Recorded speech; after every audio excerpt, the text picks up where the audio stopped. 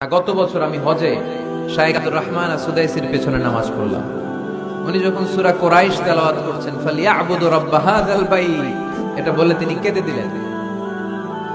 কারণ উনি অর্থ বুঝতে পেরেছেন, আয়াতের অর্থ ফালিয়াবুদু রাব্ব হাযাল বাইত, এই কাবা ঘরের মালিক আল্লাহর ইবাদত করো, এই ঘরের রবের ইবাদত করো। আর ওই ঘরের সামনে দাঁড়িয়ে উনি ইমাম, উনি ওই ঘরের সামনেই দাঁড়ানো আর করতেছে এই ঘরের রবের ইবাদত করো। এটা যখন অনুভব করলেন উনি আর নিজেকে ধরে রাখতে পারলেন না, উনি কান্না জুড়ে দিলেন। উনার পিছনে আমরাও কাঁদতে লাগলাম, কারণ ইমাম যেদিকে মুসল্লিও সেদিকে, উনিও কাঁদে আমরাও কাঁদি, কারণ অর্থ বুঝতেছি তো।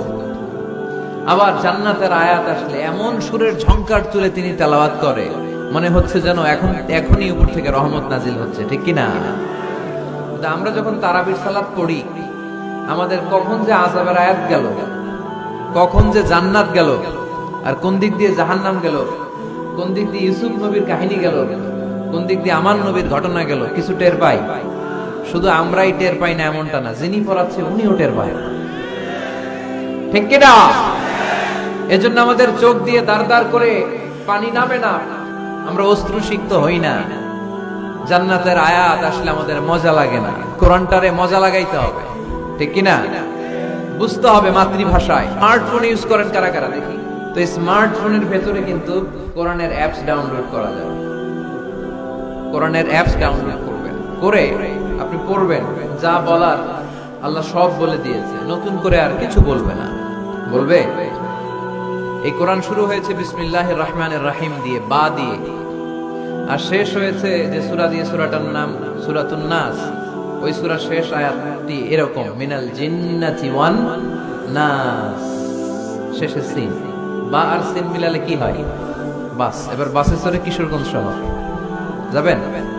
এই বাস কি ওই বাস না, এই বাস মানে যথেষ্ট, বাস মানে এনাফ, সাফিসিয়েন্ট। মাঝে মাঝে এরকম হয়, আমরা খাচ্ছি, আমাদের পাতে খাইতে পারি না, আরো তুলে দেয়, কারণ হুজুর একদিন পাইছে, খাওয়াই আজকে মাইরা ফেলে।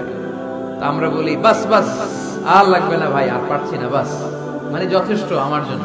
তো আল্লাহ বুঝাতে চাইলেন 30 পারায় যা দিয়ে দিছি হেদায়েতের জন্য, বাস যথেষ্ট, নতুন করে কোনো কথার দরকার নাই। চিল্লায় বলেন ঠিক কি না?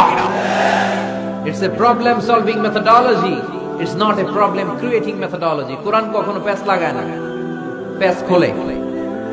এই যে সুতা দিয়ে বাঁধতে গেলে অনেক সময় প্যাচ লেগে যায় না, এটা কি বলেন আপনারা? গিট্টু। এই কোরআন কি গিট্টু লাগায় নাকি গিট্টু খোলে?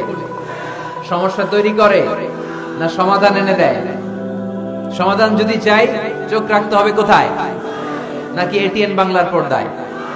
আসিতেছে আগামী শুক্রবার ওই পর্দায়, রঙিন পর্দায়, রূপালী পর্দায়, যেই বইয়ের দিকে চোখ রাখতে হবে বইটার নাম কোরআন। প্রিফেস অফ দ্য বুক, মানব সমস্যার সমাধান, সব কিছুর সমাধান এই সূরার ভেতরে দিয়ে দিয়েছে কে?